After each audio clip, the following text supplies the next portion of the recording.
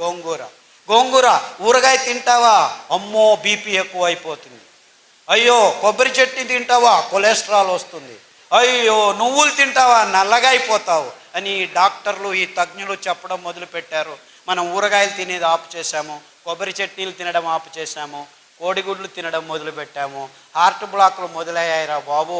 16 ఏళ్లకే heart attack వచ్చి చచ్చిపోతుంటే ఏం చేయాలో తెలియదు. హార్ట్ అటాకు వెరీ డేంజరస్ అని లెక్చర్ల మీద లెక్చర్లు ఇస్తున్నారు, కానీ ఒక్క హార్ట్ అటాక్ నిలవట్లేదు. 16 ఏళ్లకు హార్ట్ అటాక్ ఏమిటి, 20 ఏళ్లకు బీపీ ట్యాబ్లెట్లు ఏమిటి అని ఒకడు ప్రశ్నించట్లేదు. మీరు చేయాల్సింది ఇంతే. ఒక వారం సొరకాయ, ఒక వారం దోసకాయ, ఒక వారం బూడిద గుమ్మడికాయ జ్యూస్ తాగొని పొద్దున తాగండి. 9 వారాల్లో 95% బ్లాక్ ఉందని మొన్న విజయవాడకి వెళ్ళాం. విజయవాడలో కదండి, 8 మంది ముస్లిం సోదరులు ఆసుపత్రిలోకి వెళ్తే ఆపరేషన్ చేసినా మేము గ్యారెంటీ ఇవ్వలేము, ఏం చేయాలో తెలియదు, చెయ్యి ఇలా ఎత్తలేము, కాలు ఇలా ఎత్తలేము అని వెళ్తే ఇలా చెప్పి పంపించేశారు. స్టంట్ వేయలేము, ఏమి చేయలేమని. మీ లెక్చర్లు విని దోసకాయ రసము, గుమ్మడికాయ రసము, బూడిద గుమ్మడికాయ రసము మీరు 9 వారాలని చెప్పారు. యాక్చువల్లీ 6 వారాలకే మాకు శక్తి వచ్చేసింది, నడవడం మొదలు పెట్టాము. 9 వారాలకు నేను ఇప్పుడు 3 కిలోమీటర్లు నడుస్తున్నానని ఒక్కరు కాదు, ఇద్దరు కాదు, 3 వచ్చి చెప్పారు. వందలు వేల మంది. కానీ దోసకాయ రసం తాగితే బ్లాక్ పోతుందా? సొరకాయ రసం తాగితే బ్లాక్ పోతుందా? సొరకాయ అంటే ఎలా ఉంటుంది? సొరకాయ అంటే సొరకాయలాగా ఉంటుంది.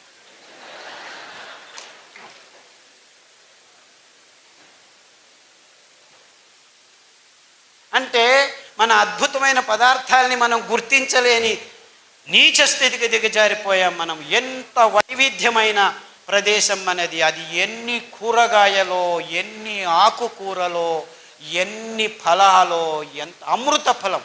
జాంపండు వస్తుంటే మేము దిగి జాంపండు అక్కడే తిని వచ్చేసాం. అమృత ఫలం, పేరే అమృతం, పరిపూర్ణ ఫలం. కానీ ఏమంటున్నారు? పాలు పరిపూర్ణ ఆహారం అంటున్నారు. పాలు మీకు పరిపూర్ణ విషం. ఇంత అద్భుతమైన పండును పెట్టుకొని కివీ ఫ్రూట్ తినండి, స్ట్రాబెర్రీ తినండి. అది స్ట్రాబెర్రీ ఎక్కడ పెరుగుతుందో తెలియదు. లేదు మేము పెద్దగా వేసి స్ట్రాబెర్రీని పెంచిస్తున్నాము, ఇజ్రాయేల్ నుంచి టెక్నాలజీ తెస్తున్నాము, ఆక్వాకల్చర్ చేస్తాము, ఇది చేస్తాము, అది చేస్తాము. అలా పెంచాల్సిన కర్మ మనకేమిట్రా? ఆ సీతాఫల పండు ఊరికి అదంతకదే పెరుగుతుంది, రాళ్ళ సందుల్లో పెరుగుతుంది. ఆ సీతాఫలం తింటే మీ వైట్ డిశ్చార్జు, గర్భకోశ సంచుల్లో ఉరిమూత్రం అంటే మంటమూత్రం, ఇవన్నీ ప్రాబ్లమ్స్ 6 రోజుల్లో మాయమైపోతుంది. ఆ కాల్షియం అని తలగొట్టుకుంటున్నారు కదా, 2 సీతాఫల పండ్లు తినండి, మీకు ఎంత కాల్షియం కావాలి 2 నెలలకు అంతా దొరికిపోతుంది. ఏ డాక్టర్ అయినా సీతాఫల పండు తిను అని చెప్తున్నాడా? నువ్వులు తినండి, ఒక లడ్డు, 100 గ్రాముల లడ్డు 1 లీటర్ పాలల్లో ఉన్న కాల్షియం మీకు దొరికిట్టే చేస్తుంది. 1 లీటర్ పాలు తాగితే మీకు దొరికేది 180 మిల్లీగ్రాముల కాల్షియమే. ఉండేది 1 గ్రాము, అయితే దొరికేది అంతే. కానీ ఈ మాట ఎవరు చెప్పలేదు. ఎందుకంటే పాల ఇండస్ట్రీ పెరగాలి, ఆ కంపెనీలకు దుడ్డు కావాలి, స్టెరాయిడ్స్ కంపెనీలు బాగుపడాలి. మీరందరూ పాలు తాగి రోగాలు తెచ్చుకుంటుంటే మేము డబ్బులు చేసుకుంటుంటాం. ఎందుకు మన మీద రుద్దుతున్నారు? ఈ పెద్ద పెద్ద కంపెనీలు సూట్ కేసులు ఇస్తే రాజకీయ నాయకులు పాలసీలు చేసి పాలు తాగండి, గుడ్లు తినండి, ఇది చేయండి, అది చేయండి అని ఈ స్కీములు, స్కాములు. మనకు అవసరం లేనివన్నీ అవసరం ఉందని ఈ విజ్ఞానులు చెప్తున్నారు. మనం బసవన్నలాగా తలలు ఊచుకుంటూ వాళ్ళు చెప్పింది పెద్ద పెద్ద పొట్టలు, బ్లాకులు, ఇది అది దిక్కుతోచట్లేదు, అయోమయ స్థితి అంటున్నాం. మనం చేయాల్సింది ఇంతే. మన పూర్వీకులు తింటున్న పదార్థాలని మళ్ళా స్వచ్ఛంగా, ఏ రసాయనిక పదార్థాల గోజు లేకుండా మనం పెంచుకోవచ్చు. మనమే కాదు, మొత్తం ప్రపంచానికి అద్భుతమైన ఆరోగ్య రహదారిని నిర్మించి తినండ్రా మీరు ఆరోగ్యంగా ఉండర్రా అని ఊరిక ఫ్రీగా పారవేయచ్చు. ఎందుకంటే ఈ ధాన్యాలు ఎక్కడ పడితే అక్కడ బయలుసీమల్లో, బంజరు భూముల్లో ఎవరి అవసరము లేదు, 4 వానలు చాలు. మీరు ఆ బియ్యాన్ని పెంచాలంటే 8,000 లీటర్ల నీళ్లు కట్టాలి 1 కేజీ పెంచేదానికి. అందరూ ఈ కొర్రలు చాలా ఎక్కువ అని అంటున్నారు, కానీ ఆవిడ చెప్పినట్లు రైతులకు దొరికేది 10 రూపాయలే, ఈ మిడిల్ ఫీలర్స్ తీసుకుంటున్నది 100 రూపాయలు. సో ధర ఎక్కువ ఉండేది రైతు వల్ల కాదు, ఈ మిడిల్ మ్యాన్ వాణిజ్యీకరణం వల్ల. అందుకే వాళ్ళకి చిన్న చిన్న మిషన్లు, మిక్సీల్ని మేము ట్వీక్ చేసి, నేను ఇంట్లో యాక్చువల్లీ మా అక్కయ్య గారు బుచ్చి అని ఉంది, ఆవిడ నేను కలిసి ఆ పద్ధతిని కనిపెట్టాను. అందుకే దానికి బుచ్చి మెథడ్ అని పేరు పెట్టాను. ఇన్ఫ్యాక్ట్ ఆవిడ మనవరాలు అనంతపురంలోనే చదువుతుంది, మాలా అని, ఇక్కడ వచ్చి ఉండాలి, వీళ్ళ కాలేజీలోనే చదువుతాం. ఆ మెథడ్ని పల్లెలకు అందచేస్తున్నాము. యాక్చువల్లీ ఇంకా ముందుకు ఏం ఆలోచిస్తున్నామంటే, ఆ మిక్సీకి ఇంకా కొన్ని రోజులు పోతే ఎలక్ట్రిసిటీ ఉండదు.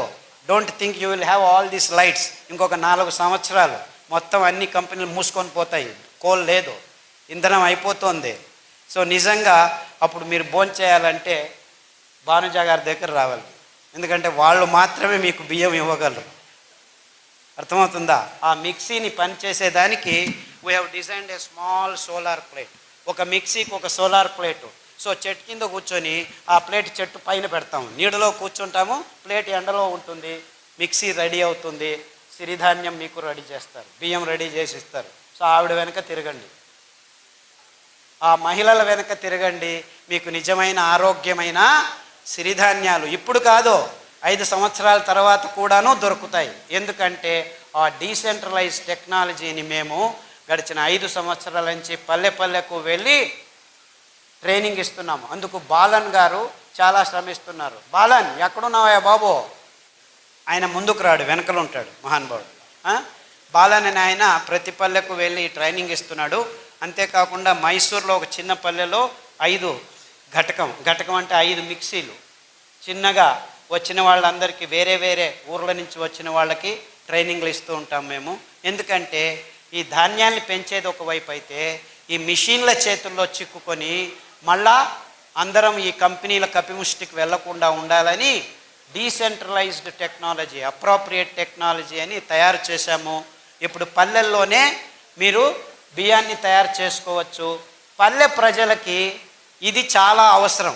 ఎందుకంటే మీరు పెంచుతారు, మళ్ళా కంపెనీలకు దారిపోకుండా మీ ఇంట్లోనే మీకు కావాల్సింది మీరు ఖర్చు పెట్టకుండా బియ్యం తయారవుతుంది. మీరు భోంచేసి మీరు ఆరోగ్యంగా ఉండి మిగిలింది ఎప్పుడు కావాలంటే అప్పుడు బియ్యం చేసి ఇవ్వచ్చు. ఈ అద్భుతం ఎందుకంటే ఈ ధాన్యాలు ఏ కెమికల్స్ లేకుండా 7 సంవత్సరాలు ఉంటాయి. మీరు పొట్టు తీయకుండా ఉంటే, పొట్టు తీస్తే 2 నెలల్లో పురుగు వస్తుంది.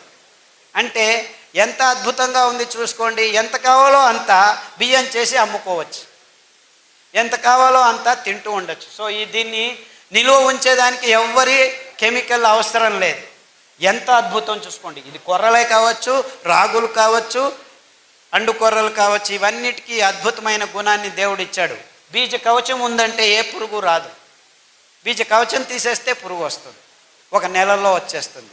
సో స్వచ్ఛందంగా మీరు అప్పటికప్పుడు ధాన్యాన్ని నిలువ ఉంచవచ్చు, బియ్యాన్ని నిలువ ఉంచేదానికి లేదు. అది ఫ్రెష్గా తయారు చేసుకొని ఈ చిన్న మిక్సీలో ఎప్పటికప్పుడు తయారు చేసుకొని అందరికీ సరఫరా చేయొచ్చు.